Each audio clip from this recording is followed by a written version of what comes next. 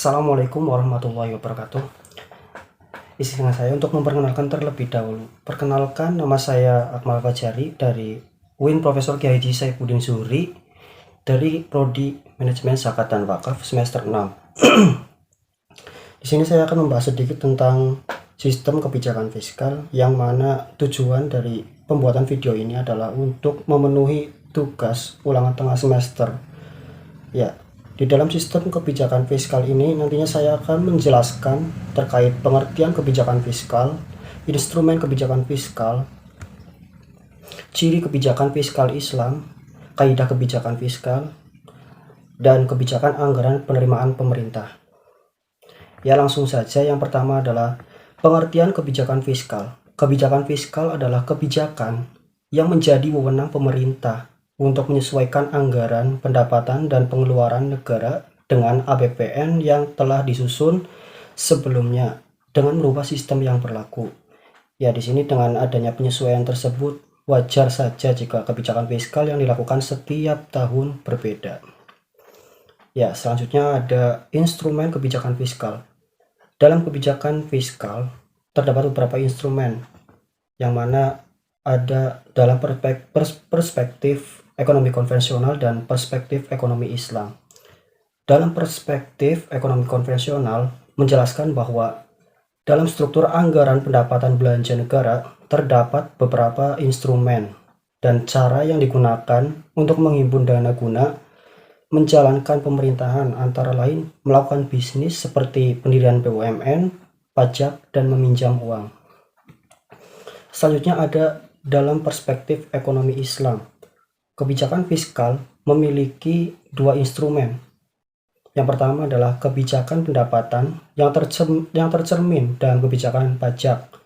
Yang kedua ada kebijakan belanja atau pengeluaran. Kedua instrumen tersebut akan terlihat dalam anggaran belanja negara. Instrumen kebijakan pendapatan atau sumber penerimaan negara terdiri dari zakat, kharaj, usyur, jizyah, ghanimah, khums, fai, kafarat, dan pendapatan lain yang bersumber dari usaha yang halal. Selanjutnya ada ciri kebijakan fiskal.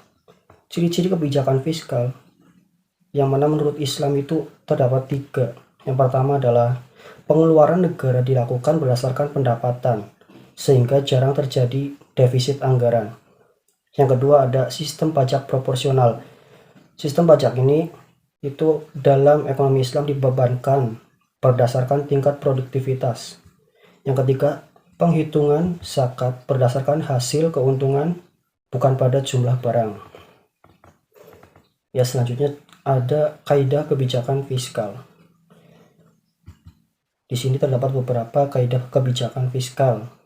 Yang pertama adalah 1. Pembelanjaan pemerintah harus dalam koridor maslahah. Yang kedua, menghindari musyaqqah atau kesulitan dan mudorot harus didahulukan ketimbang melakukan pembenahan. Yang ketiga adalah kaidah al-ghiyum bi al-ghuni. Adalah kaidah yang menyatakan bahwa yang mendapatkan manfaat harus siap menanggung beban, atau yang ingin beruntung harus siap menanggung kerugian. Selanjutnya adalah kaidah ma la yatim al wajib illa bih fahuwa wajib, yaitu kaidah yang menyatakan bahwa sesuatu hal yang wajib ditegakkan dan tanpa ditunjang oleh faktor penunjang lainnya tidak dapat dibangun, maka menegakkan faktor penunjang tersebut menjadi wajib hukumnya. Selanjutnya ada kebijakan anggaran penerimaan pemerintah.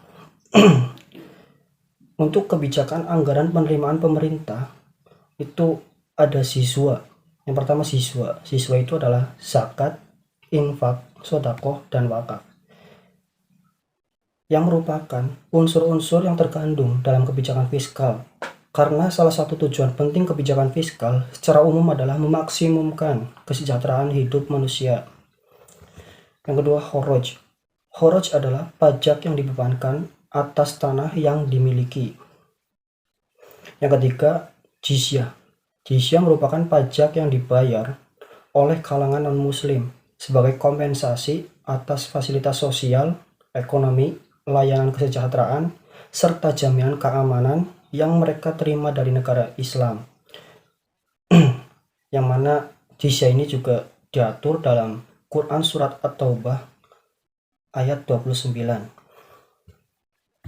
Selanjutnya ada khums. Khums adalah dana yang diperoleh dari 1/5 bagian dari harta rampasan atau yang biasa disebut dengan ghanimah. Selanjutnya ada usyur. Usyur adalah pajak yang dikenakan atas barang-barang dagangan yang masuk ke negara Islam atau datang dari negara Islam sendiri. Yang keenam adalah pinjaman atau utang, baik luar negeri maupun dalam negeri. Dalam Islam sifatnya adalah hanya sebagai penerimaan sekunder. Yang ketujuh ada penerimaan lain atau yang disebut dengan kafarat atau denda.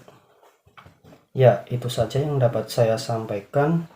Mohon maaf apabila ada kurang ataupun kata-kata yang kurang berkenan di hati. Sekian, terima kasih. Wassalamualaikum warahmatullahi wabarakatuh.